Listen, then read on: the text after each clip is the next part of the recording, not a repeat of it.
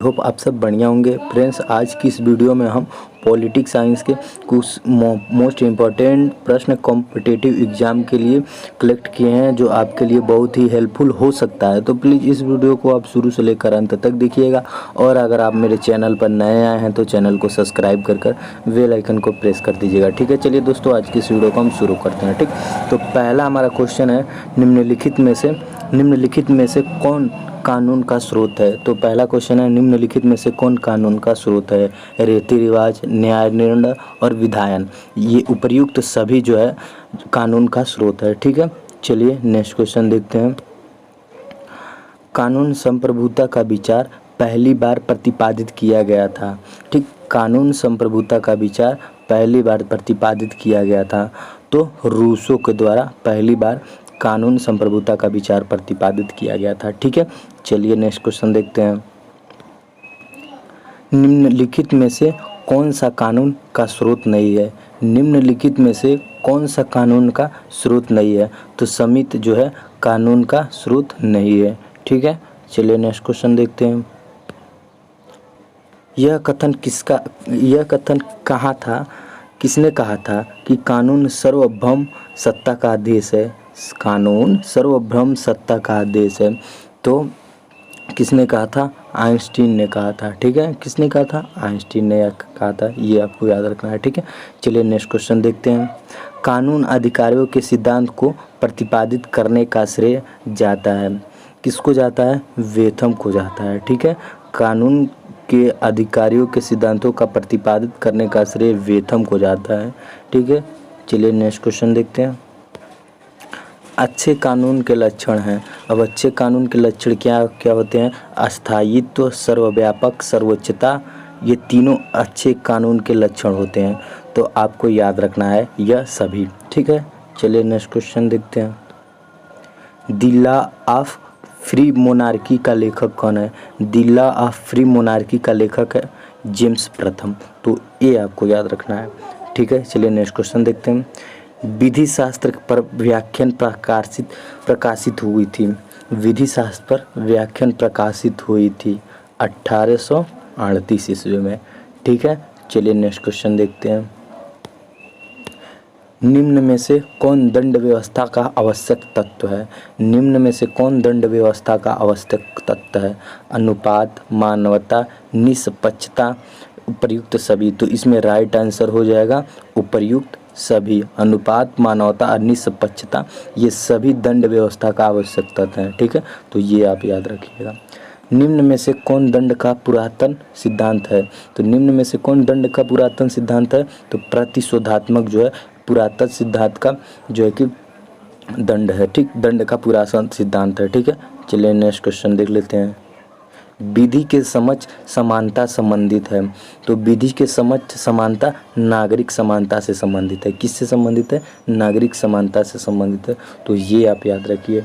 ठीक है, चलिए नेक्स्ट क्वेश्चन देखते हैं। दोस्तों अगर वीडियो आपको अच्छा लग रहा है तो प्लीज़ वीडियो को एक छोटा सा लाइक कर दीजिए ताकि हम आप लोगों के लिए वीडियो जल्द से जल्द बना सकें और इससे हम लोग को मोटिवेशनल मिलता है वीडियो बनाने के लिए। ठीक है, तो एक छोटा सा लाइक कर दीजिए प्लीज़। ठीक है, चलिए देखते हैं 12वां क्वेश्चन। भारत में किसे अध्यादेश जारी करने का अधिकार प्राप्त है।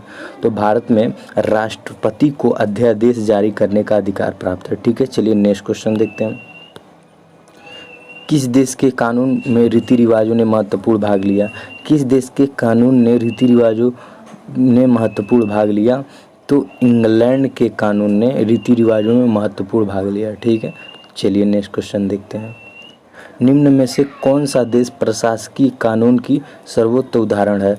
तो जो है कि फ्रांस जो है ना, फ्रांस ये प्रशासकीय कानून की सर्वोच्च उदाहरण है, तो इसे आप याद रखिएगा। ठीक है, चलिए नेक्स्ट क्वेश्चन देख लेते हैं।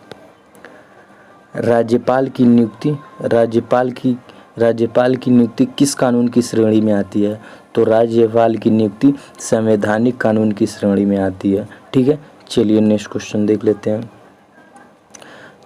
चोरी, डकैती और हत्या करने वालों का दंड देने के लिए जो कानून बनाया जाता है वह किस प्रकार की कानून होती है, तो ये सब जो है कि सार्वजनिक कानून होती है, सार्वजनिक कानून होती है सभी के लिए, सार्वजनिक मतलब सभी के लिए ये कानून बनाई जाती है कि चोरी डकैती और हत्या करने वालों को दंड देने के लिए जो कानून बनाती है उसे सार्वजनिक कानून कहा जाता है। ठीक है, चलिए नेक्स्ट क्वेश्चन देखते हैं।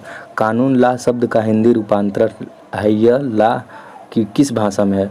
कानून शब्द का हिंदी रूपांतरित है, यह ला किस भाषा शब्द में है, तो आंग्ल भाषा शब्द में है। ठीक है, चलिए नेक्स्ट क्वेश्चन देख लेते हैं। कानून जो है जनता के लिए राजअस्ताधारी आज्ञा है, इस कथन के लेखक कौन है। कानून जनता के लिए राजअस्ताधारी आज्ञा है, इस कथन के लेखक कौन है, तो इस कथन के लेखक आइंस्टीन है। कौन है, आइंस्टीन, ये याद रखिएगा। ठीक है, चलिए नेक्स्ट क्वेश्चन देखते हैं। भारत के राष्ट्रपति का निर्वाचन किस कानून के अंतर्गत आता है। भारत के राष्ट्रपति का निर्वाचन किस कानून के अंतर्गत आता है, तो संवैधानिक कानून के अंतर्गत आता है। ठीक है, चलिए नेक्स्ट क्वेश्चन देख लेते हैं। निम्न में कौन कानून की ऐतिहासिक विचारधारा के प्रतिपादन है। निम्न में कौन कानून के ऐतिहासिक विचारधारा के प्रतिपादक है, तो सर हेनरी मैन जो है कानून के ऐतिहासिक विचारधारा के प्रतिपादक है। ठीक है, चलिए नेक्स्ट क्वेश्चन देखते हैं।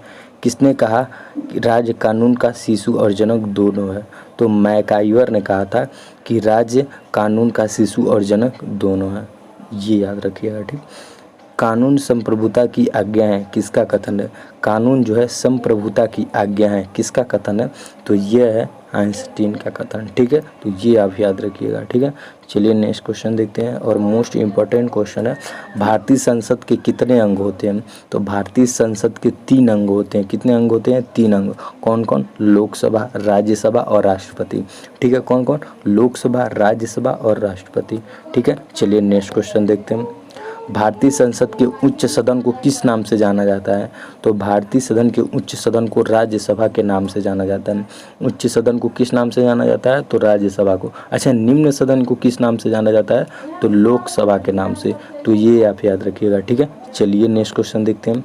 राज्यसभा के सदस्यों का कार्यकाल कितने वर्ष का होता है, तो राज्यसभा के सदस्यों का कार्यकाल 6 वर्षों के लिए होता है। तो ये आप याद रखिए कि राज्यसभा के सदस्यों का कार्यकाल 6 वर्षों तक याद रखकर। आशा करते हैं आज का वीडियो आपका पॉलिटिक्स साइंस का पसंद आया हो। अगर पसंद आया तो वीडियो को एक छोटा सा लाइक कर दीजिए और अपने दोस्तों के पास और अपने स्टडी ग्रुप में शेयर कर दीजिए, ताकि आपकी वजह से किसी और स्टूडेंट का हेल्प हो सके। ठीक है, चलिए मिलते हैं अगले नेक्स्ट वीडियो में, तब तक के लिए जय हिंद।